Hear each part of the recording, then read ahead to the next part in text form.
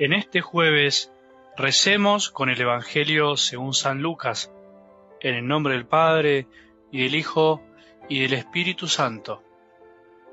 Dijo el Señor: «Ay de ustedes que construyen los sepulcros de los profetas, a quienes sus mismos padres han matado.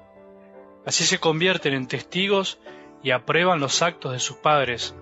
Ellos los mataron y ustedes les construyen sepulcros. Por eso, la sabiduría de Dios ha dicho: yo les enviaré profetas y apóstoles, matarán y perseguirán a muchos de ellos. Así se pedirá cuenta a esta generación de la sangre de todos los profetas que ha sido derramada desde la creación del mundo, desde la sangre de Abel hasta la sangre de Zacarías, que fue asesinado entre el altar y el santuario. Sí, les aseguro que a esta generación se le pedirá cuenta de todo esto. Hay de ustedes, doctores de la ley, porque se han apoderado de la llave de la ciencia. No han entrado ustedes, y a los que quieren entrar se lo impiden».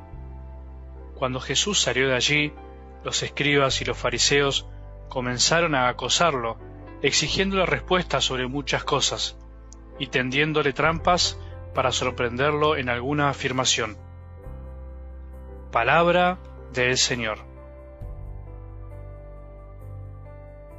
Queridos hermanos y hermanas, de nuevo, por enésima vez, el Evangelio de hoy habla del conflicto entre Jesús y las autoridades religiosas de la época. Completando la lectura de este texto con Mateo, él dice que se trata de escribas y de fariseos. La lógica de Jesús es clara. Si los padres mataron a los profetas y los hijos construyen los sepulcros, es porque los hijos aprueban los crímenes cometidos por los padres. Además de esto, todo el mundo sabe que el profeta muerto no incomoda. De este modo, los hijos se vuelven testigos y cómplices del mismo crimen. Además, Jesús los critica porque cierran el reino a los demás. ¿Y cómo lo hacen?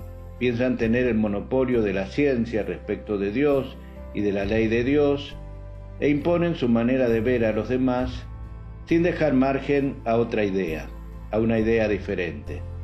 Presentan a Dios como un juez severo y en nombre de Dios imponen leyes y normas que no tienen nada que ver con los mandamientos de Dios.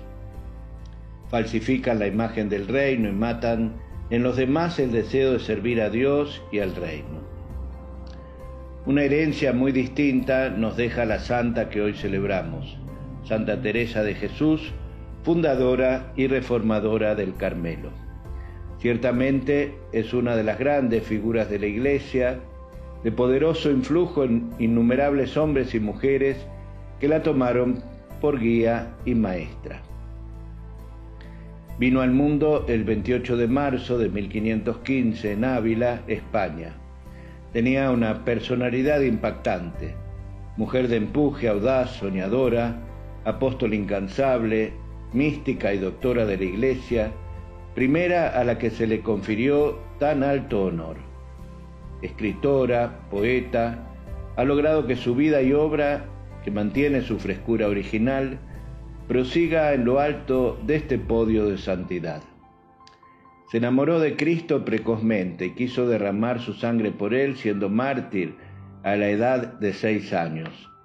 Después pasó un tiempo entre devaneos, atrapada por el contenido de libros de caballería y el cortejo de un familiar. Su madre murió dejándola en la difícil edad de los 13 años. Aunque se hallaba en contacto con la vida religiosa, el mundo seguía disputándosela a Cristo. Ser monja no estaba en sus planes, hasta que en 1535 entró en el convento a pesar de la oposición paterna. Una grave enfermedad la devolvió a los brazos de su padre en 1537. Luchó contra la muerte y venció, atribuyéndolo a San José. Regresó al convento, pero la vida en el convento era demasiado liviana para ella. Tanta apertura y comodidades, entradas y salidas, no eran precisamente lo más adecuado para una consagrada.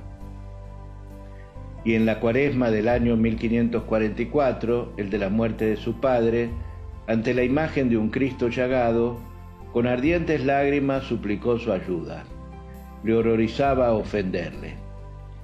Era su amor vehemente, sin fisuras, alimentado a través de una oración continua. Decía, la oración no consiste en pensar mucho, sino en amar mucho. Comenzó a experimentar la vida de perfección como ascenso de su alma a Dios, y a la par recibía la gracia de verse envuelta en místicas visiones que incendiaban su corazón, aunque hubo grandes períodos templados por una intensa aridez. Susurros de su pasión impregnaban sus jornadas de oración. Vivo sin vivir en mí, y tan alta vida espero, que muero porque no muero. Demandaba fervientemente la cruz cotidiana. Cruz, descanso sabroso de mi vida, vos seáis la bienvenida.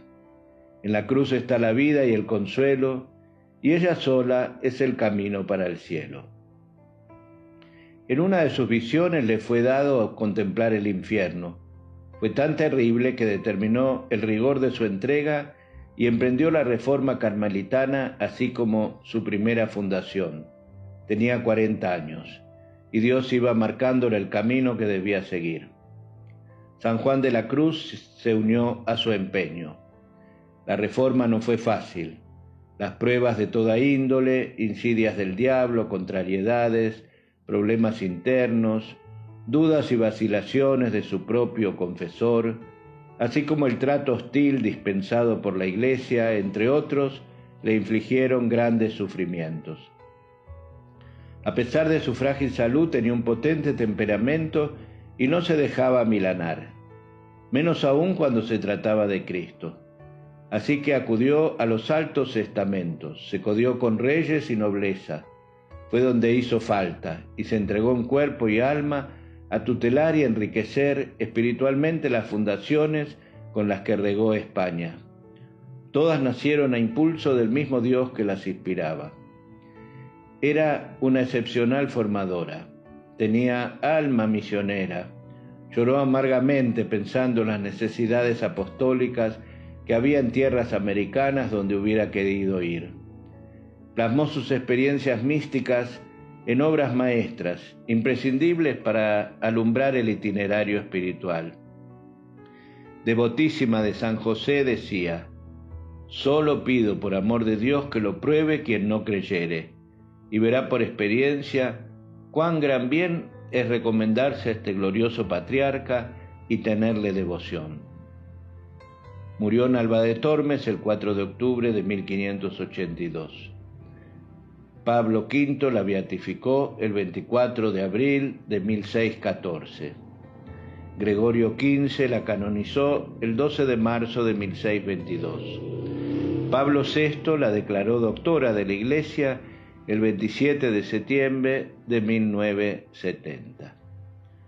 Nos quede para la oración una de las más conocidas de sus poesías. Nada te turbe, nada te espante, todo se pasa. Dios no se muda. La paciencia todo lo alcanza. Quien a Dios tiene, nada le falta. Solo Dios basta. Señor los bendiga en este día. En el nombre del Padre, y del Hijo, y del Espíritu Santo. Amén.